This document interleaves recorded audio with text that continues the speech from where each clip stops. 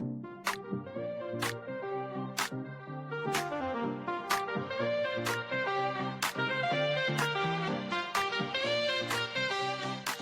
right, welcome everybody to the Comprehensive Health Podcast. Next episode guest is Will Schopp. He is a cash PT clinic owner down in Southern California. I'm super excited to have him on.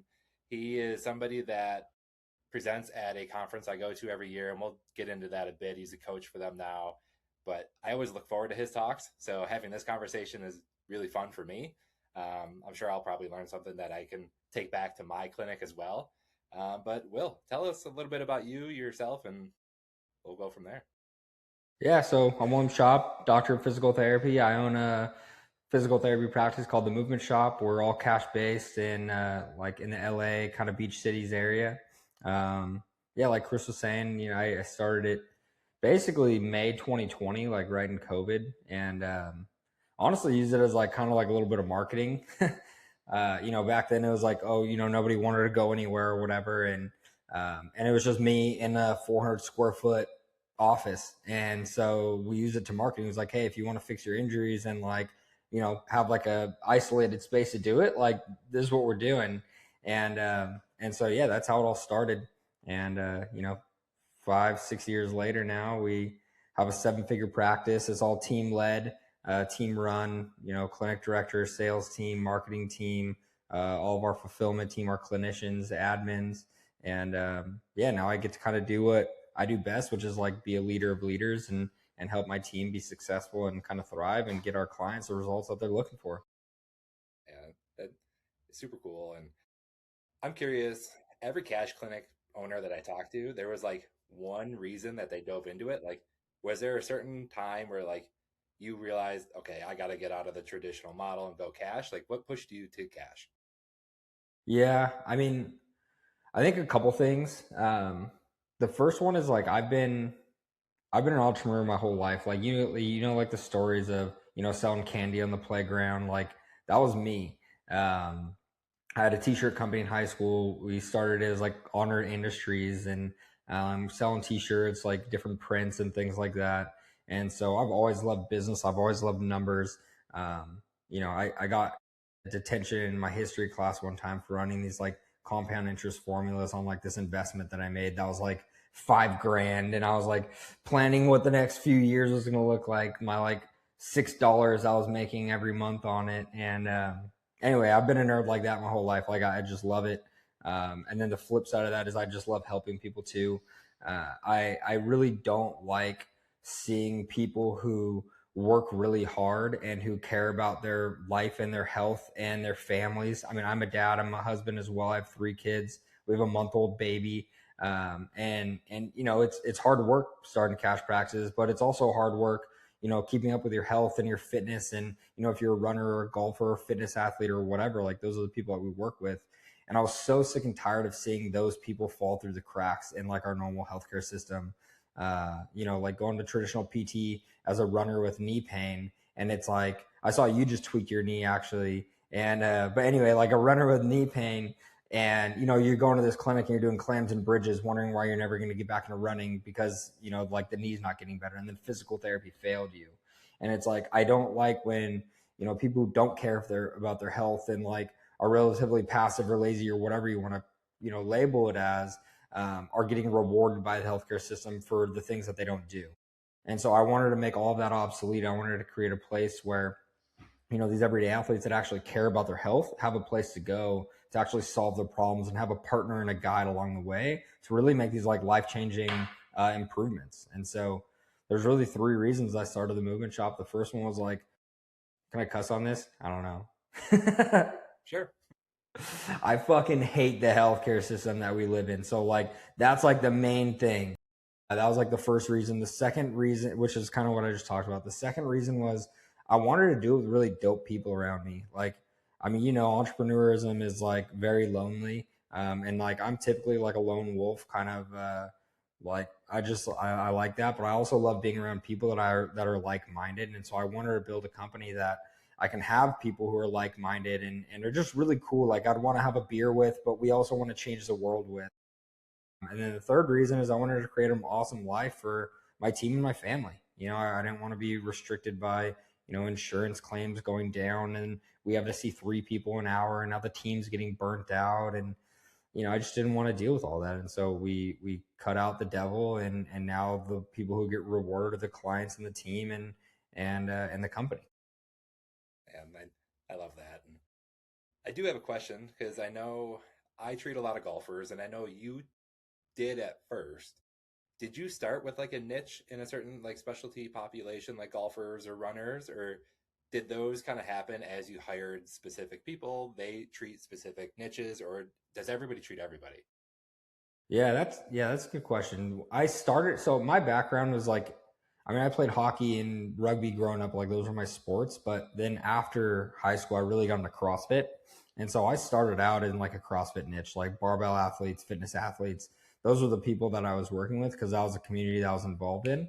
And we really didn't start getting into golf until we brought Ricky on, he's like our performance director. That's what we call our clinic director at the Movement Shop.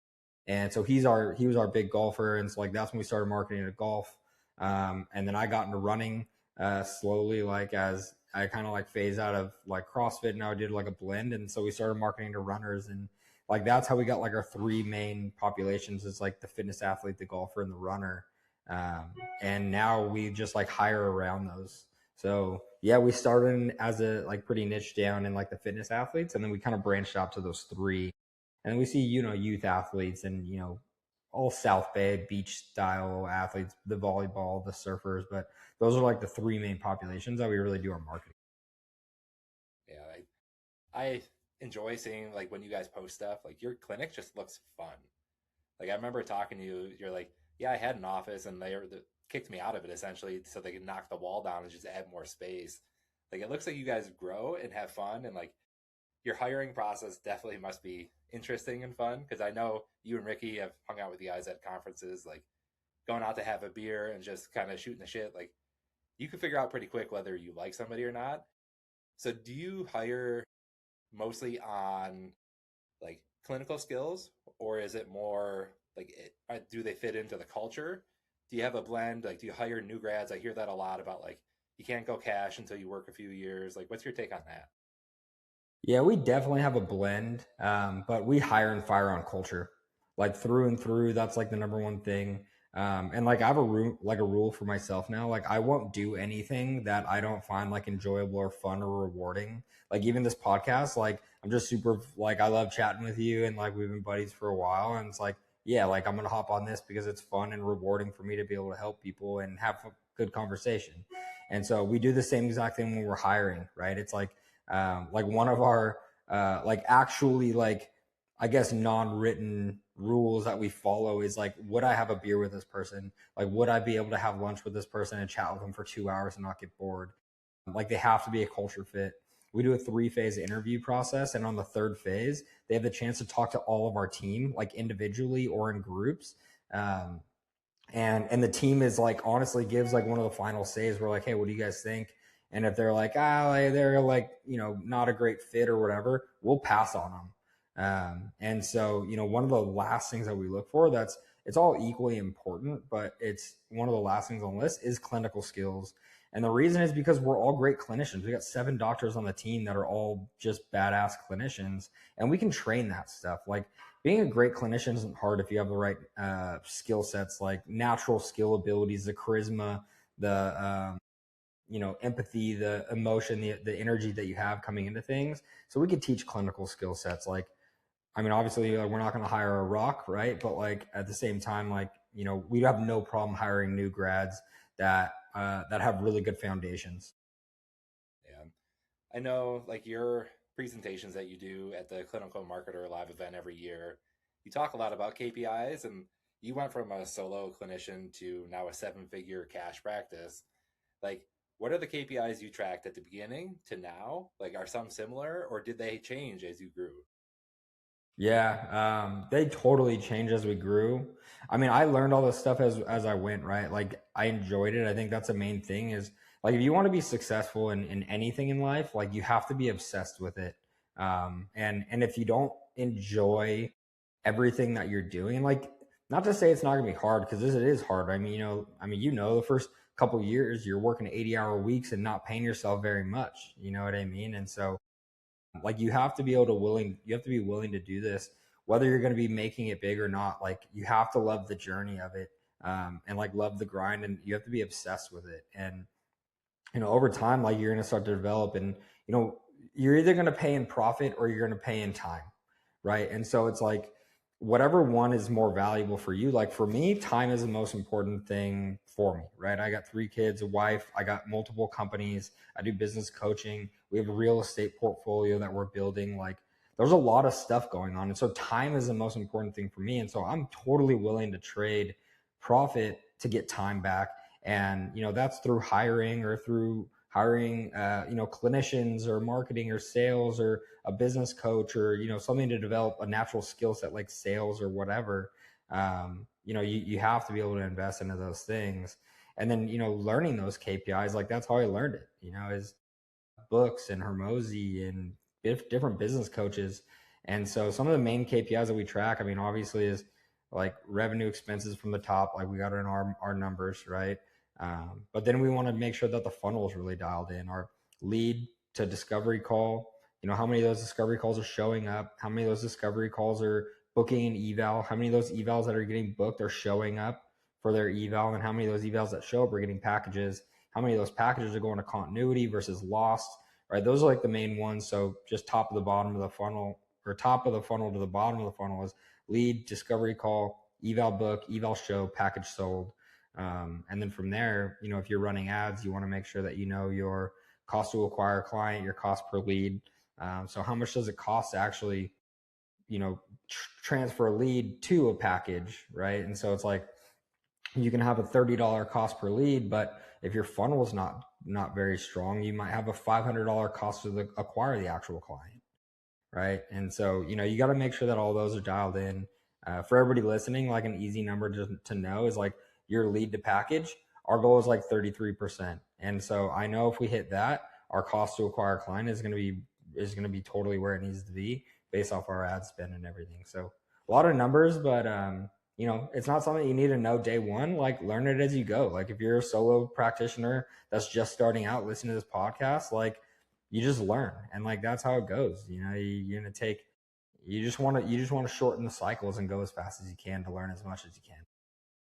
So that brings up something that it's a node to you. Like I watched your presentation from that first year that you presented probably 100 times, where I just rewatched it, and like you walked through your process of like from lead to getting them in the door, and then from once they're there during the eval, like what you guys did, like it's different. And like I did the Kelly Starrett like certification stuff, the Ready State. So like how we evaled was kind of similar to what you were talking about, and like it just made sense. But like what you did from lead to actual like eval show was unique. That I know you talked about like the 5 senses at the time, and like it was something I never thought about.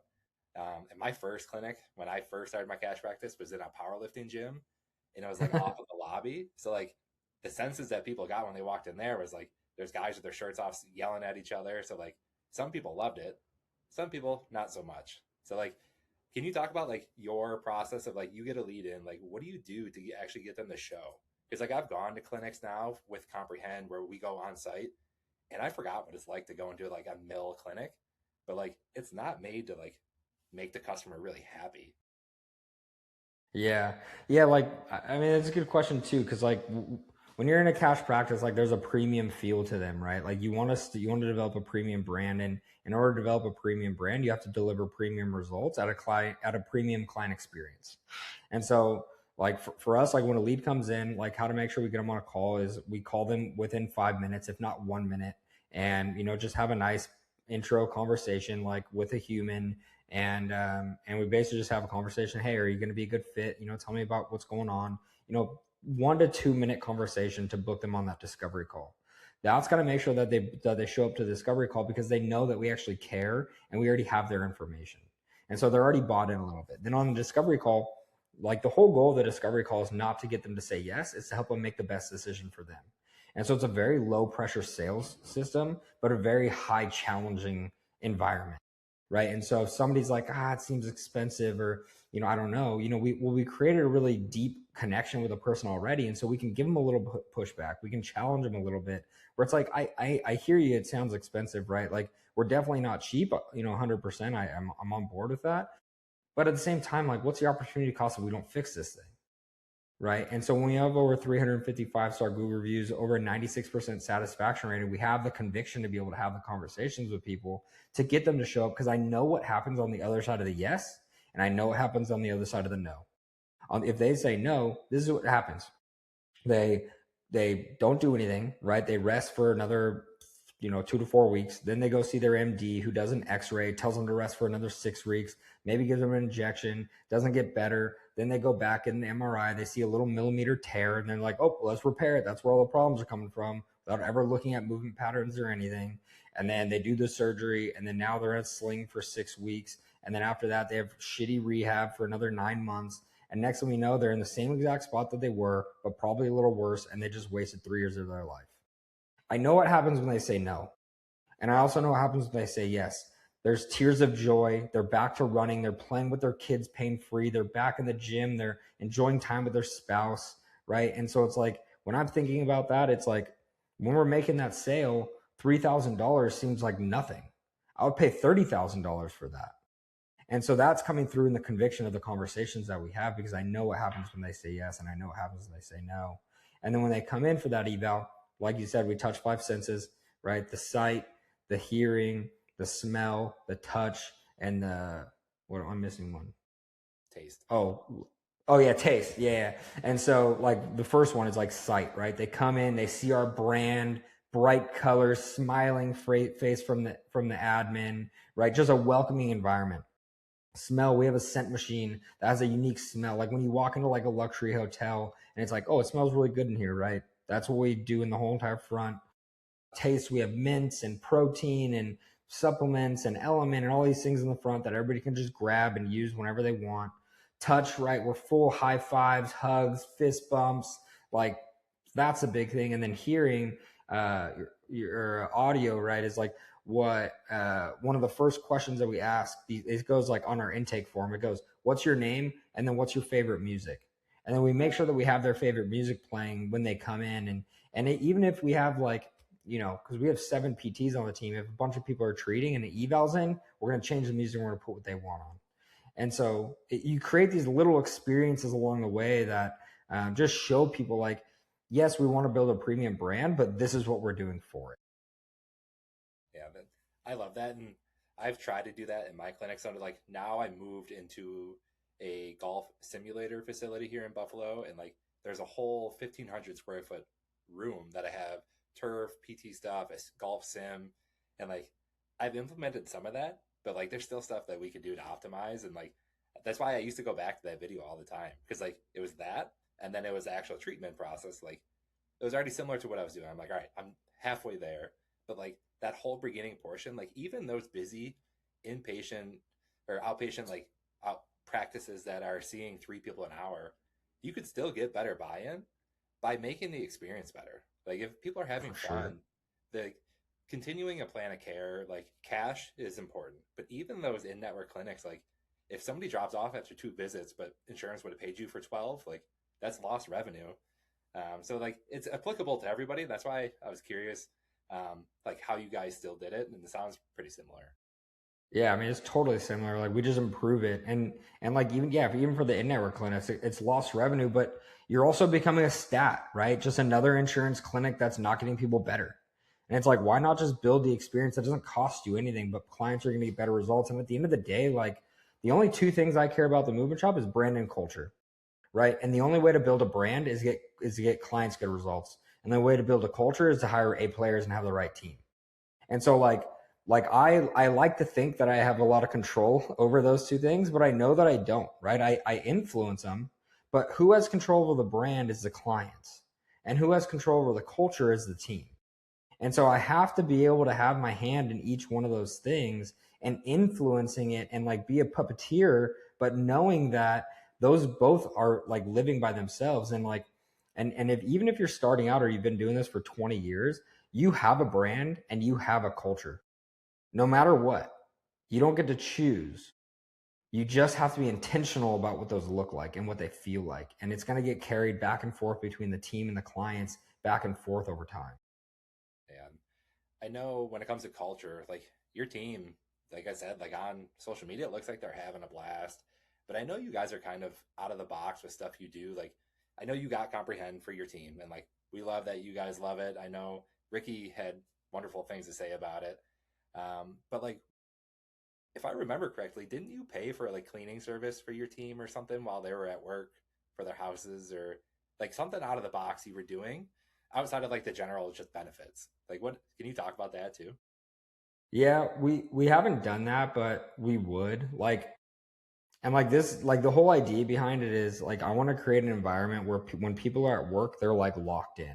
And so like if there's something in their head like, oh my gosh, like I have to cook and I have to do all these things when I get home, it's like we'll just do like a meal plan for them. Or if somebody's like super into fitness or whatever, like if we want to add somebody to their comp structure, it's like, hey, we'll pay for your gym for, whatever, forever, or like while you're on the team. It's like if you think about it, like that $200 investment into their gym membership or whatever is going to be so worth it because they're going to be so much bought in, like they're going to be so much more bought into the brand and the culture and the team and the results and the mission that you're on. Like it's totally worth it to do something like that. And for me, it's like I just want to make my team's lives easier outside of work so that they can pour their heart and their soul into the mission that we're doing every single day at the movement shop. So yeah, things like that. And Comprehend is like a good example. Like I don't treat anymore. And like off the record, like I probably still have notes open like when I was treating. But like the thing that I love about Comprehend is like I've never actually even used it, but the team hasn't complained about notes not once since we started it. And so for me as the founder and the operator, that's one less thing that I have to worry about. And it's like if the team loves it, it's like boom, worth it, like done. Like I don't even have to think about it. It makes their life easier and their job satisfaction higher, which is going to get transferred to the clients, right? And then of course gets transferred to the results and then gets transferred to the brand.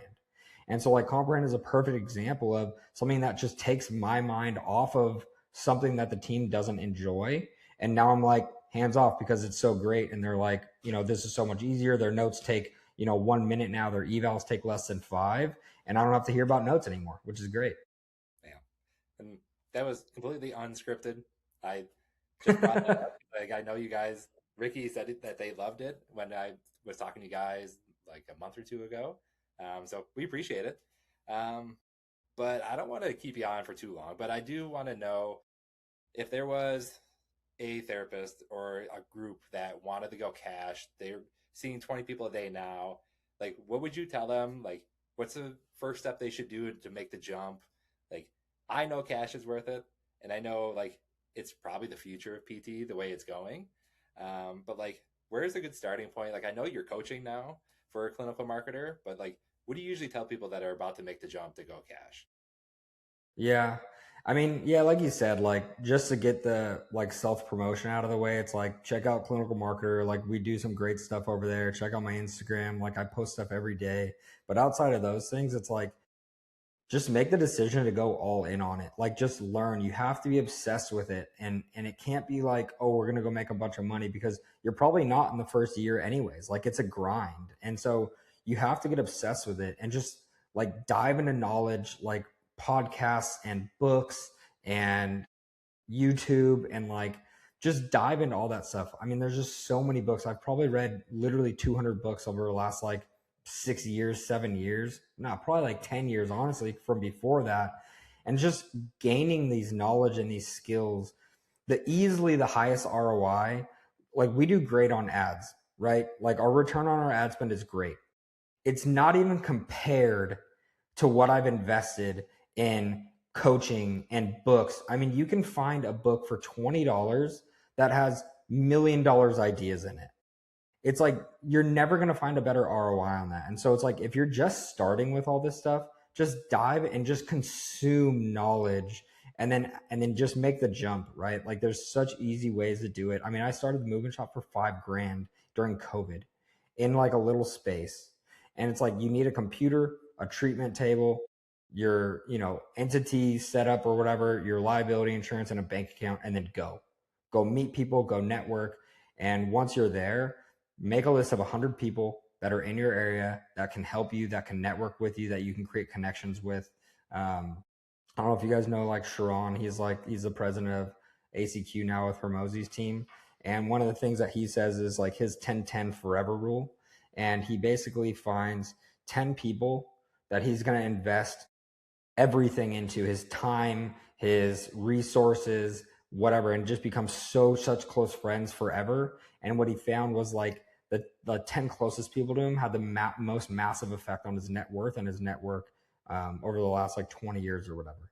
And so that's something you can start now immediately. It doesn't take any money. It just takes some time. So go develop some relationships, go meet some people, and start building your network and change some lives. I love that. And network is what they say. Your network is your net worth, right? Yep. So yeah, totally agree. Totally agree. Well, I appreciate you coming on, man. Like it's always great to chat, and I could talk to you for an hour about cash and then unlimited time about everything else in life. But I don't want to hold you up anymore. But I appreciate you coming on, and I know you said people can find you on Instagram, clinical marketer. You're a coach for them. Anywhere else do you want to recommend they come find you, or is that mostly it? Pretty much it, man. I mean, my Instagram is just my name. It's just William_Schopp. You can find me there. We have a clinical marketer podcast too, so that's a good one to listen to. And yeah, I mean, however I can do to help, like that's what it's all about. I'm here to like change the industry, and we want to change the game and change lives, and that's what it's all about. Yeah. All right, I appreciate it, man, and that's it for this episode. And we'll catch you guys next time. Thank you, dude. It was great.